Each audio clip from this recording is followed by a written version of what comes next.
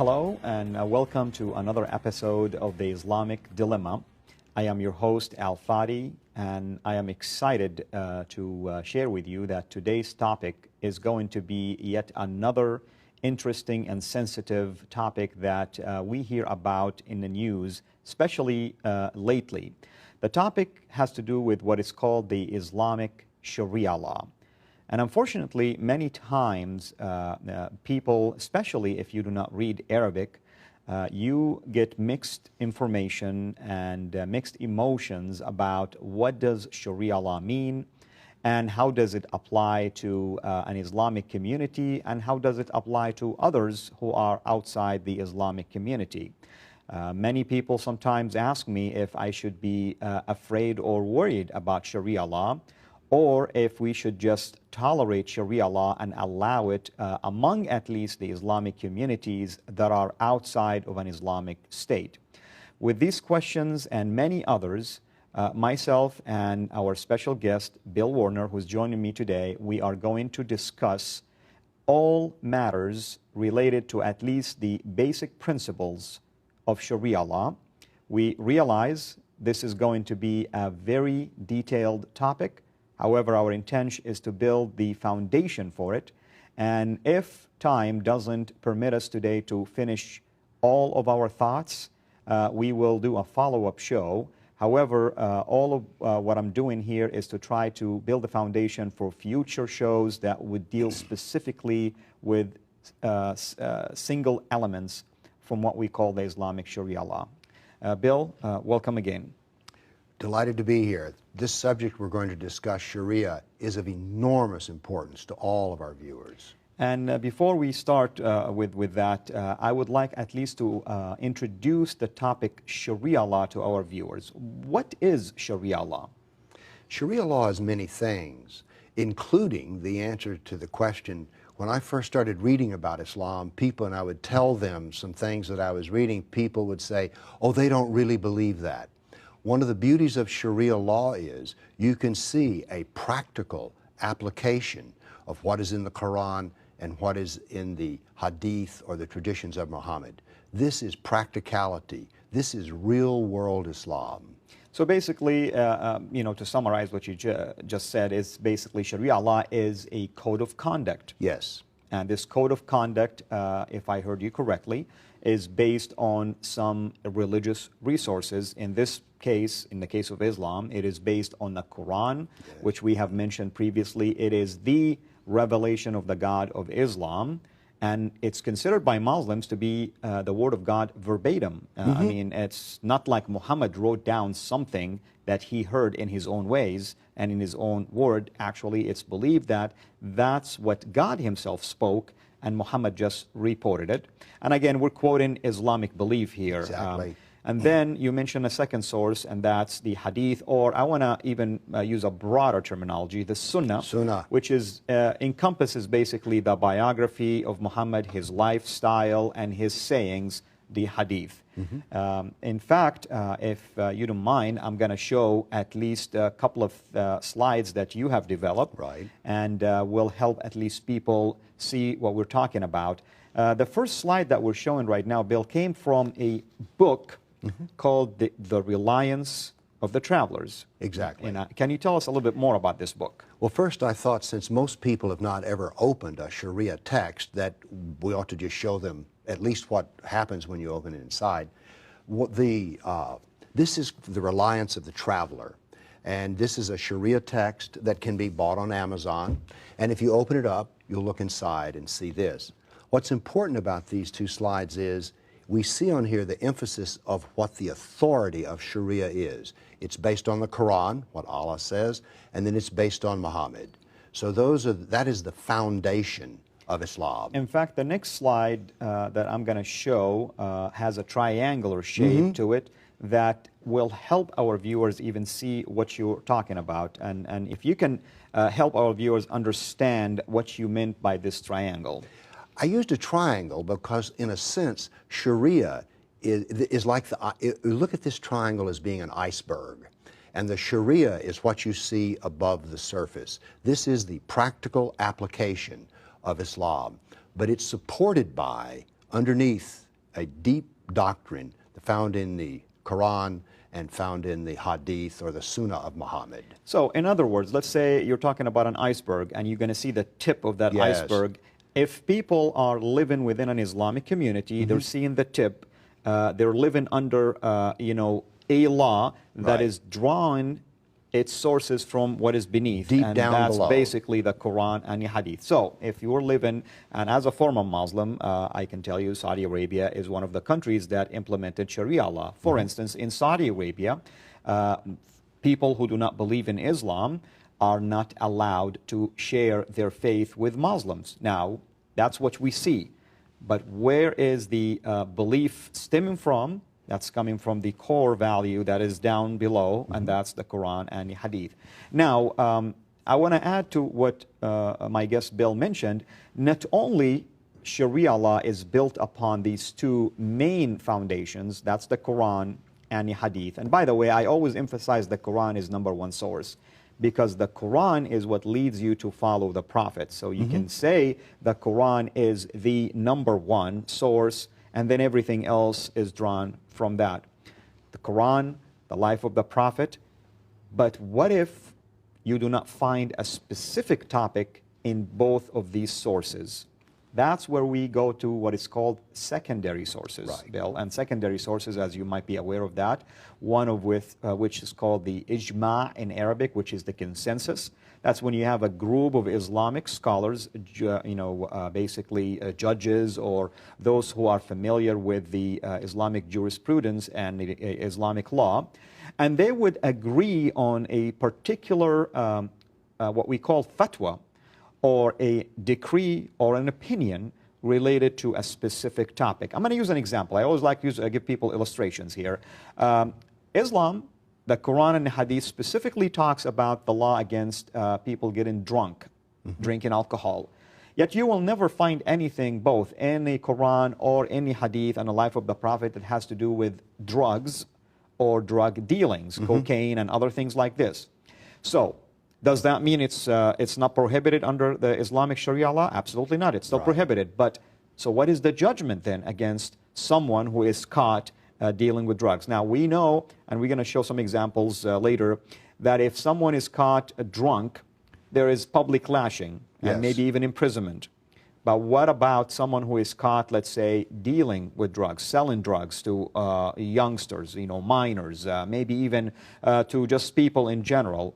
Well, most Muslim scholars have agreed, and that's what the consensus is all Right. about, that the results of drug dealing is almost equivalent to someone who's causing mischief in the land, is causing chaos in the land, who's destroying the culture, destroying the community. The Quran says if someone is causing mischief in the land, there is a number of punishments, one of which could be crucified, basically, and Yes. has their arms and legs cut in a cross way, or they could be beheaded or killed, basically. So the decision was drug dealers also must be killed as a result of this. So that's an example of what we call consensus. Another thing, another secondary source, is called the analogy. And it's almost similar to what we just mentioned here, because they use a known law, a law of retaliation, for instance, and they will try to draw something analogous to it and say, okay, because this law says this, then the punishment for the other crime that is not mentioned in the Quran or Hadith in an analogous way, parallel to it, will be this.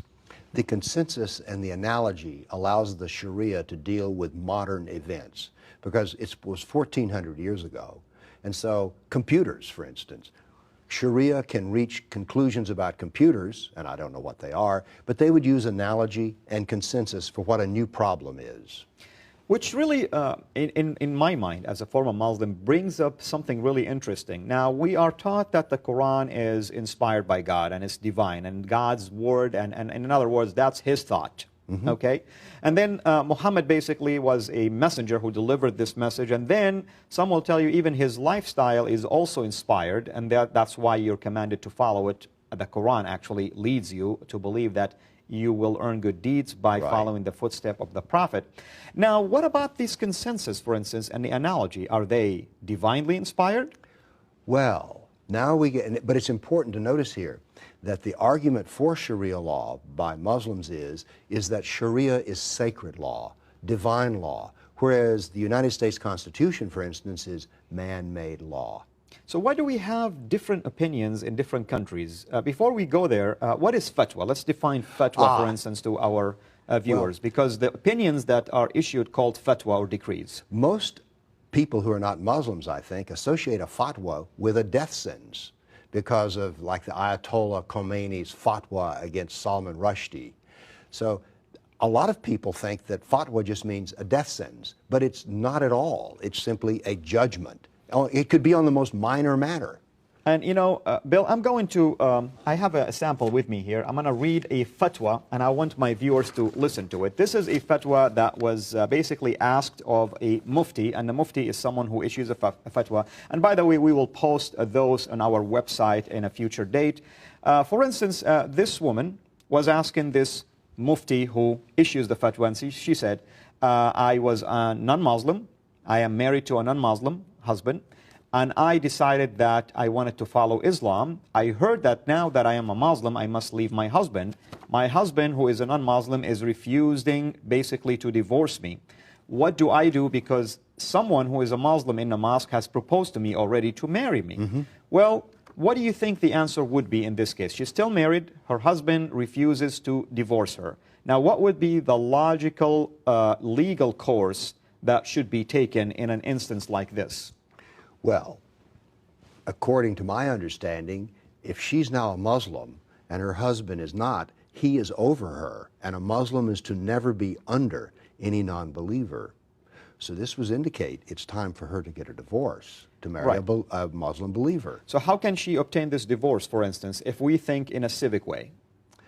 Well, it would depend on the country she's in, of Correct. course. But if it's Saudi, my guess is she would get the divorce easily.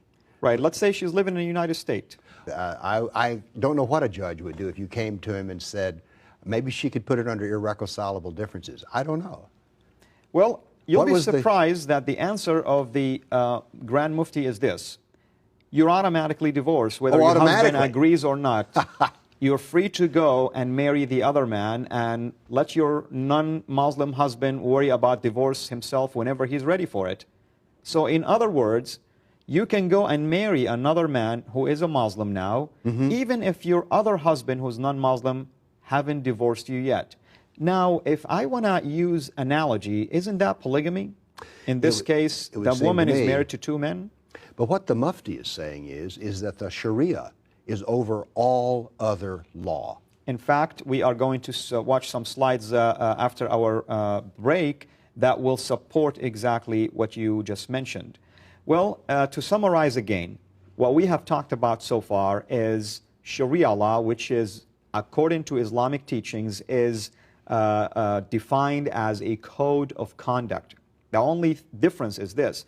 This code of conduct, according to the teaching of Islam, supersedes all other codes of conducts that exist. So if a Muslim is living in a community, and this community happened to be abroad, outside of an Islamic state, let's say like myself, a former Muslim from Saudi, I lived in the West now, I can go and request that I want to apply Sharia law to my life because I disagree with the law of the land, basically. The law of the land permits people to drink alcohol, but that's offensive to me. Therefore, I'm going to go and try to lobby to get that law, my law, basically enforced among my community because I don't want people to be drinking alcohol. The Sharia law, as we mentioned, drives this from two major sources. One is called the Quran, which is the divine word or the inspired word of the God of Islam. And the second source is the life of the Prophet of Islam, his sayings, his traditions, and he is basically the model. That's the primary source. Secondary source, as we mentioned, is called the consensus. That's where a group of Islamic scholars would consent on a decision related to a matter in relationship to Allah. And the second one will be what we called the analogy. Well, ladies and gentlemen, it's approaching our halftime break right now. And when we come back, we will continue with this exciting discussion about Sharia law.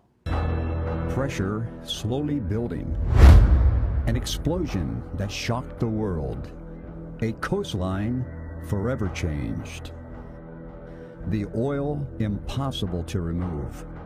Nothing could destroy it until the source was found, until that source was sealed. To uncover the source of Islamic terror, read the Quran Dilemma, Islam Unplugged.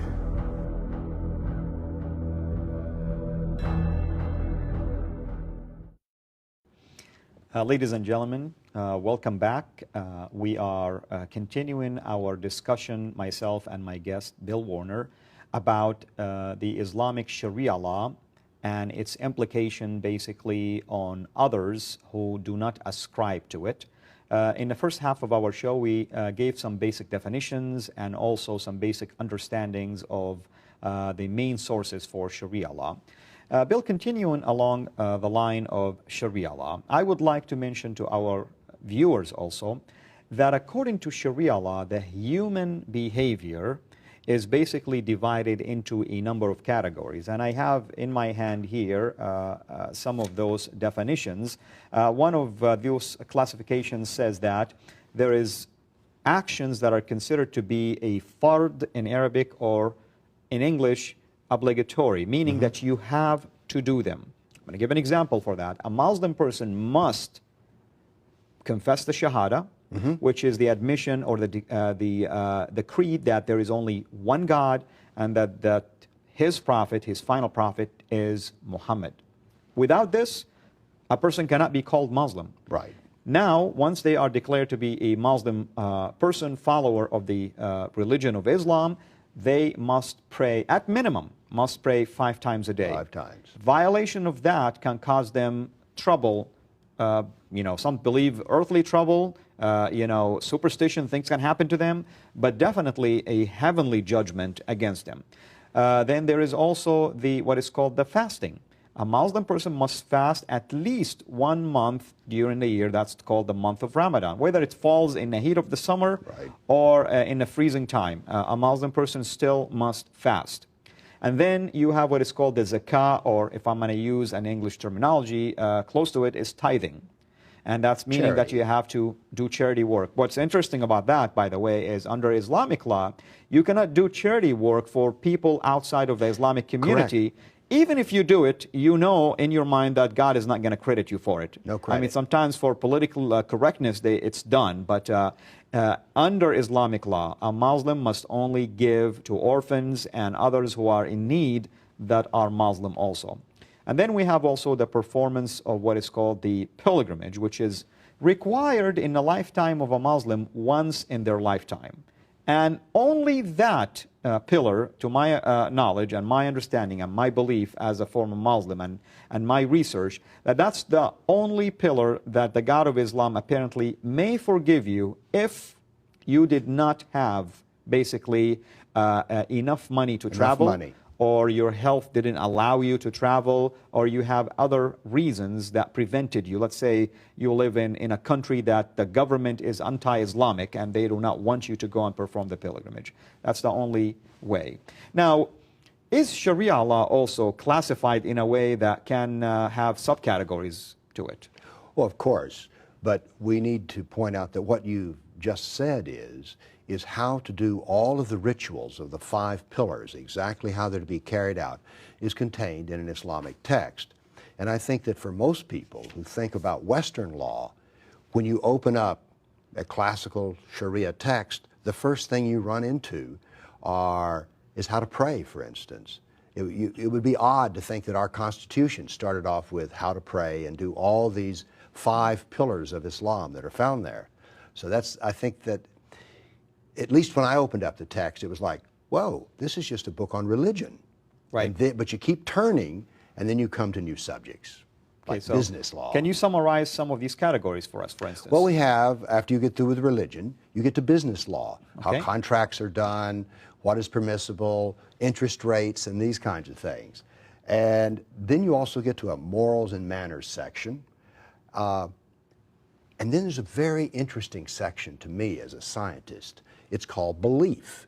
And what is, from my standpoint, the most amazing thing in there is that basically under belief we have apostasy, which is, I believe, the greatest sin in the Sharia text. But what you look at apostasy really is critical thought is forbidden. So that's another category. In other words, you cannot really compare Islam to another religion and say, well, you know what, I don't like Islam anymore. I feel like I want to follow this religion. Now, in my case, I am an apostate, by the way, simply because I decided that Christ is the way, that He is the only way for my salvation. After I've done enough analyses and comparisons between Islam and other ways, and I discovered that Christ is the one that I want to follow. Under Sharia law, the punishment for me basically is death. You are a criminal on the basis of Sharia law.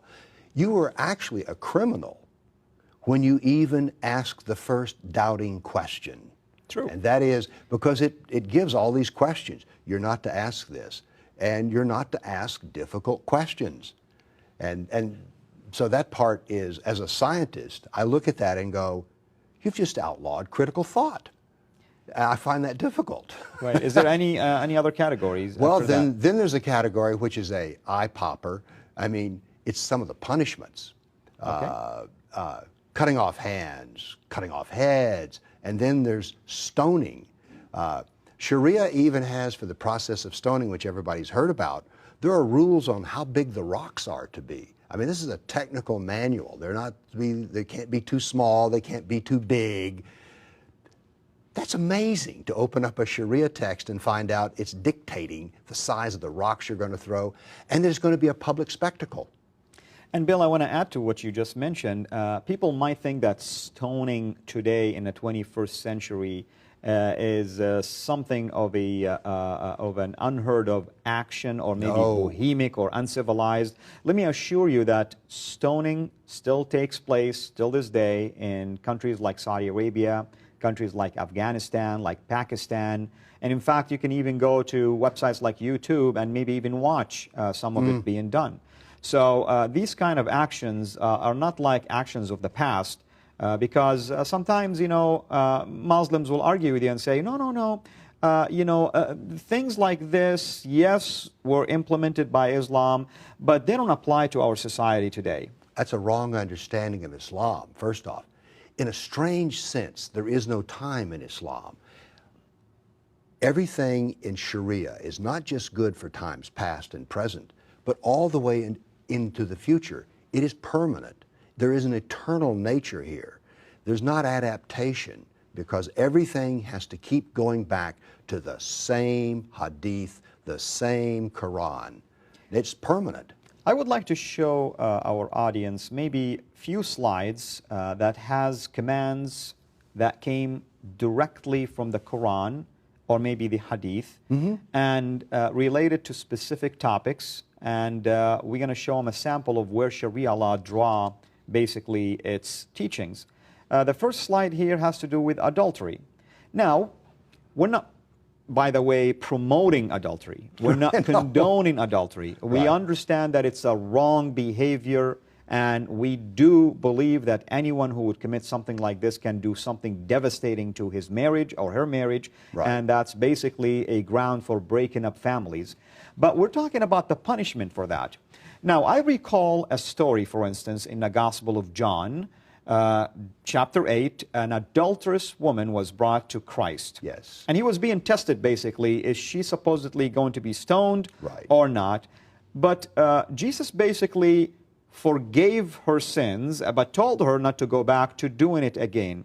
The point I'm trying to say here is sometimes people need to be given a chance. Sometimes there is treatment. Sometimes there is at least a way to try to resolve issues.